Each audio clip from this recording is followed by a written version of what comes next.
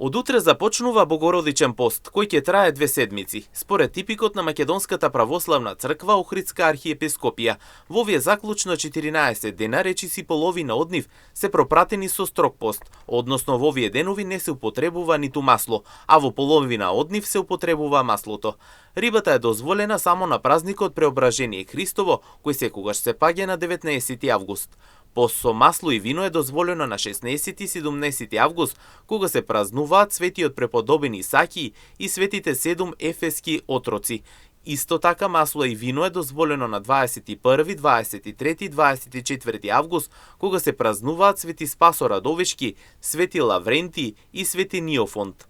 Во овие заклучно 14 дена пред се свештенослужителите на Брегалничката епархија препорачуваат верниците да бидат наклонети кон молитва, да се молат за здравје и спасение пред се за душите на своите блиски, па потоа и за нив.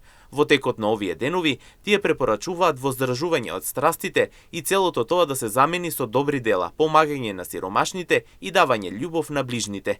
Иако постот звучи како мала диета, сепак многу важен акцент се става на молитвата, која е спасот за душата и телото. Со благослов на митрополитот Брегалнички господин Иларион, од утре започнуваат постите посветени на Мајката Божја Богородица, застапницата на целиот свет, радосна на желените, утеха и засолниште на немоќните, прибежиште на вдовиците на сиромашните, се надежна утеха на навредените, сила на безпомошните и брзопослушница на сите страдални.